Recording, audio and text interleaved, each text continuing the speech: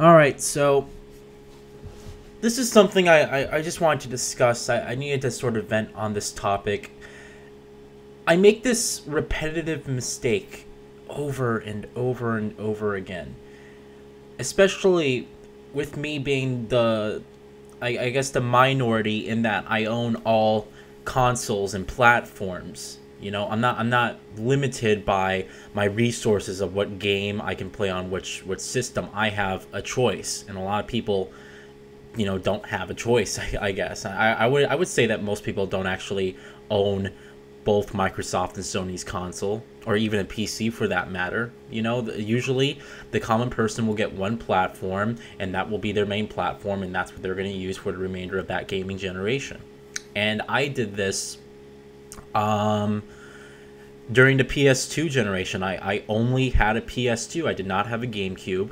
I did not have a gaming PC. I did not have an Xbox, an original Xbox. I just owned the PS2, and I was fine with that. I was happy with that. I wasn't like at the time I wasn't really a hardcore gamer in the sense that I played everything and I looked everything up. I did play games a lot, but they were, I didn't play a variety of them like I do today. Like I do now, I'll basically pick up and play just about everything that comes out in the year, whether it's action, adventure, first-person shooters, stealth, RPG, driving games even. And I did not really offer myself a plethora of genres, quite frankly, because I just wasn't into it. I just didn't care at the time. I don't know why I all of a sudden just started to care when the PS3 came out and the Xbox 360, but I just did. It's just something that just changed in me. So I make this mistake where I look at a game and I try to get basically a variety of games for both of my platforms, or all of my platforms. So it's like in a standard gaming year, I'll get like maybe half the games on PS4, half the games on Xbox One. And regardless of those games, whether they're a poor experience on one platform, I will suffer through that and just get it for that platform. A good example here is Call of Duty Ghost. You guys are seeing this on the Xbox One, but I could have definitely well bought it on PlayStation 4 or even PC and enjoyed the 1080p 60 frames per second graphics. And looking back on it now, I probably would have got this game for PC, to be honest. That probably would have been the platform I would have gotten it for.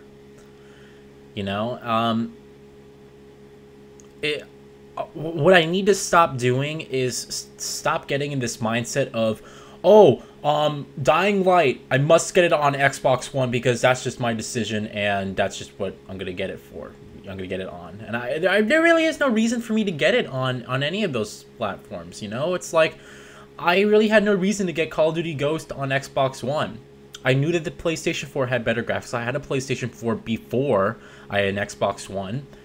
I got both the consoles on release, and I just said to myself, you know what? I'm going to get it on Xbox One and deal with the 720p upscaled. And from what I'm hearing, the frame rate from what I heard, the frame rate on PS4 was actually slightly worse than it was on Xbox One. On Xbox One, most of the time it's a smooth 60 frames per second. It does have a few dips, but most of the time it's a smooth 60 frames per second, like you guys are seeing right now, where you're seeing 30 frames per second. But you can tell on YouTube when something is smooth or something gets choppy below 30 frames per second. And I just need to stop doing this.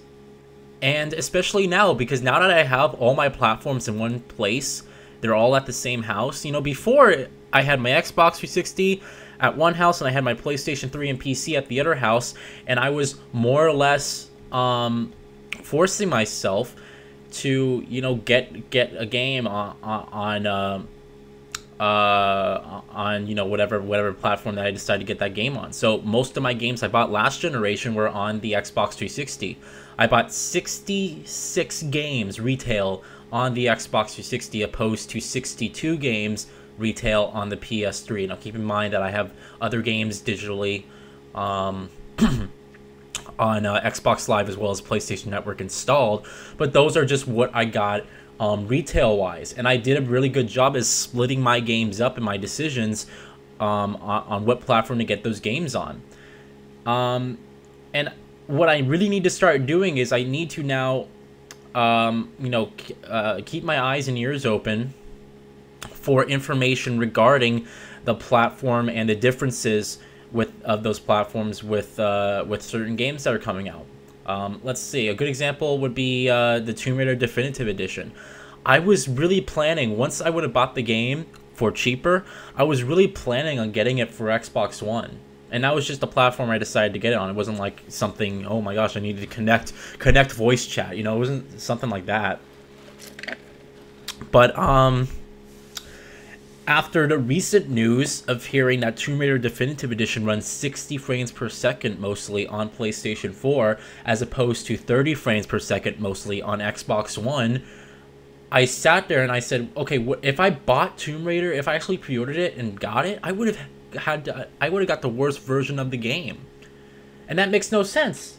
Because I have both platforms and a PC, obviously I should get the game for whatever platform offers the best experience to me. And I mentioned this before when I was deciding to choose the games for my next-gen consoles. I said, I'm not going to do what I did last generation and try to split up my games and suffer through the worst version. I said this before, but I did it anyway. At the beginning of this year with the launch titles, I did it anyway. There's no reason I decided to get the Call of Duty Ghost on Xbox One. There was no reason at all. I had no friends who have an Xbox One. I still have no friends who have an Xbox One. Well, friends that I actually that are in the vicinity of my house I can actually go to. I have some YouTube friends that do have Xbox Ones. But I mean, when I'm playing multiplayer, like you guys are seeing right now, when I play multiplayer, 95% of the time I'm playing by myself. I don't play with anyone. And it's not really because I have no one to play with. It's just that it's really difficult to explain. It really is. I would love to sit down and play some games with, some of my friends more often. I'd love to sit down and play Battlefield 4 with Goat to Great. And now Zero X Shinobi, we're planning on actually setting up a game so we can actually get back into Battlefield. But I'd love to play a game with those guys.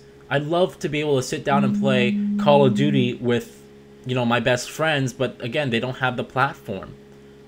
It's like Titanfall. A good example is, I'm going to talk about this later, but I was planning on getting the game for Xbox One, but why? Why do I feel like I need to get it for that platform?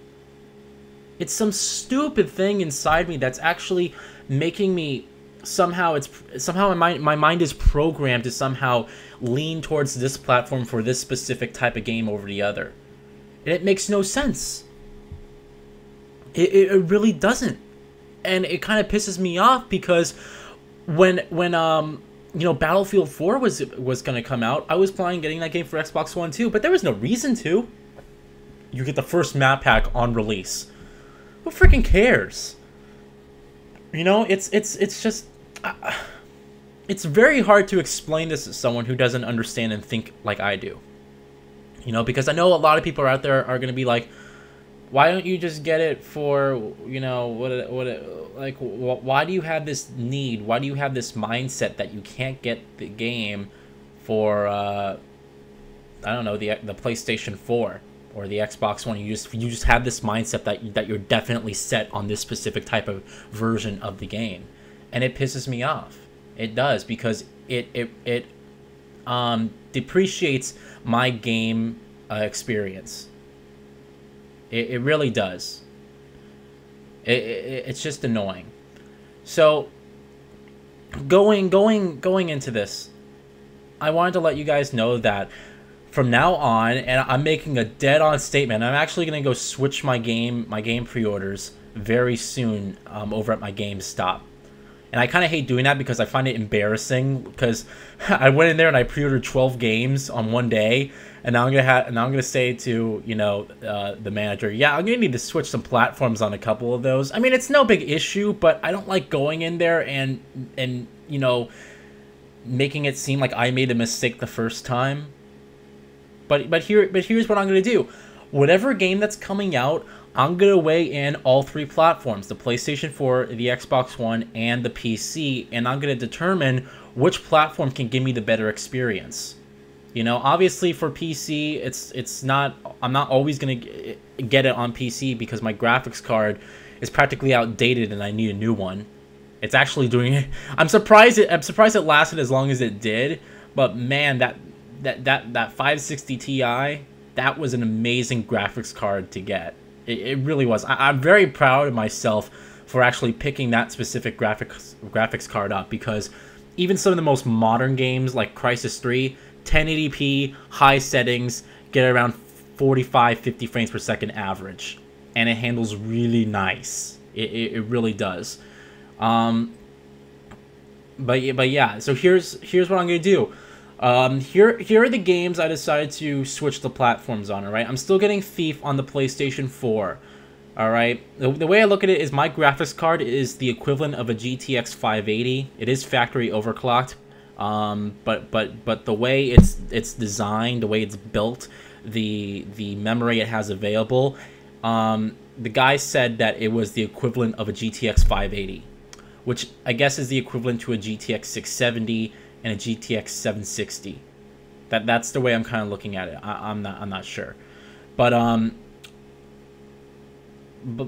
yeah, Thief I'm still getting for PlayStation 4. I've looked at it and I'm like, okay, which platform can give me the better experience? I can probably play Thief max settings around, I want to say 45 frames per second on my computer, which probably is a better experience at 1080p. But I do actually want to do videos on that, and like I said before, the problem with my processor, it's a 2500K i5. It's 3.3 gigahertz. It's not overclocked. I actually have the stock CPU cooler fan in there still, which I know is crap for PC gaming, but when I built my computer, I barely knew anything. Like, I wish when I built my computer, I knew the things I knew now, because I would have dumped like another $200-300 into it for probably a better processor, definitely a cooling fan, and I might have put like an extra 4 or 8 gigs of RAM in there as well. But I do plan on actually building a new PC sometime in 2015, I want to say. There are a couple games that I'm really excited for that I want to play specifically on PC, and that is Mirror's Edge, the reboot. Definitely want to experience that game. One of my most anticipated, a game I've been waiting 5 years for, people. Would be 6 years as of this year, but a game I've been waiting for almost a whole generation of gaming for. I want to experience it in its best possible form. So I want to build a new computer for that. Another one is Cyberpunk 2077. That's another game I'm really highly anticipating from the guys over at CD Projekt Red. They're actually doing The Witcher 3 that's supposed to come out this year. Cyberpunk is slated for a 2015 release date. However, again, it's coming when it's ready. I would go as far to say that it's not until 2016, to be honest. I would say, yeah, give it another 2-3 years, because it's a really ambitious project. It really is, and you know, the game's gonna look gorgeous. I'm really excited for it. But Titanfall, all right, Titanfall, I am gonna switch to PC. Why? Because it's 720p on Xbox One. I have no friends who are getting who have an Xbox One that I want to play with, and I have more friends who are getting Titanfall for the PC, aka Reality Pales. I think the Random Videos was thinking of getting it, and some other people were also going to get it on PC who don't have an Xbox One. But again, it's going to give me not only the best experience, but I'll have people to play it with. Alright, so Titanfall on PC. Metal Gear Solid 5, I'm still getting on PS4, of course, why not? Infamous is an exclusive. Dying Light, switching it to PS4. I have it pre-ordered for Xbox One, but after hearing about Tomb Raider is actually 30 frames per second on Xbox One, I have a feeling that a lot of games are going to do that. A lot of games are going to target 60 frames per second for the PlayStation 4, but will actually on Xbox One, on their Xbox One counterparts, they'll probably run at a lower frame rate. or they'll probably be the same frame rate but a lower resolution, practically guaranteed. So I'm gonna switch Dying Light to PS4. Developers already have it running at 1080p, 60 frames per second on PS4, and that's the target for Xbox One. But we haven't seen any confirmed gameplay of Xbox One yet. The only really Xbox One games I am getting for the year are exclusives and probably The Evil Within for Xbox One. Unless, again, it does not offer me the best experience. Whatever game offers me the best experience for whatever platform is the game I'm gonna get, that is the platform I'm gonna choose to get that game on. And that's just a smart decision. And I know I'm saying this now, I'm gonna stick with it. This isn't really something that I need to make a video of, but I wanted to explain this interesting feeling I have. This sort of this thing I told you guys, where I tell myself, hey, I feel the need to get the game for this platform for whatever, for basically no reason at all. You know, and it shouldn't be like that. It really shouldn't. So, I mean, I just kind of feel bad about it. It's very hard. It's very hard to explain something like this to a person who doesn't understand how I think and isn't me. You know when you think a certain way, or there's something going on in your life, and you have people like your friends who are always like, yeah, you can tell me, I'll just I'm always here for you, man, and they're supportive of you, your friends. But when when it is time to finally explain what the hell is the matter, it's very difficult to explain someone the situation you're in when they don't fully understand any of it. And this is the way I feel right now. It's just very difficult for me, and I can't give you guys a definitive reason at the end of this video, and I'm not going to waste your time by repeating myself over and over again. All right, but that's just the way it's going to go on, and that's the way it should have been. I'm just an idiot for thinking otherwise. I really am, and it upsets me that I had this lingering feeling in my head. Like this feeling of guilt. Oh, you didn't get it on the PlayStation 4, Xbox One. You're guilty because you didn't experience the game. You could have experienced the game in a better state than what you're experiencing it in now. It's just very difficult. That's all. I'm gonna finish talking right now. Thank you all for watching. I'm gonna leave you to the end of this Call of Duty match. That is pre-recorded, and I'll see you all later for my unboxing of Thief. There might be a little unboxing. I'm actually, fuck it, I'll just tell you guys right now.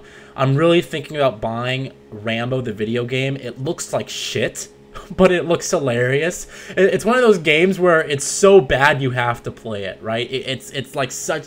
It looks like it's gonna be nothing but crap, but it's like you want to play it because it looks so bad. It's $20 on PC, too. It's not like, oh, a $60 game. It's $20 on PC. So I might just go buy it for PC. Maybe I have like a gift card to Best Buy, so maybe when it comes out, I'll buy it and I'll do some gameplay, but it looks like absolute crap. I've never seen any of the Rambo movies. I know, shocking, right? I've never seen any of the Rambo movies. So this is going to be like an experience. I'm not going to know what the hell is going on. Actually, I should buy the Blu-ray collection of that. That'd be interesting. All right. But I just want to let you guys know I'm actually thinking about getting that. And it's only $20. And, it's like the week before Thief comes out is when that game releases. It looks like shit, but hey, let's give the game the benefit of the doubt, right? All right, I'll talk to you guys later. Enjoy the rest of the match. Peace.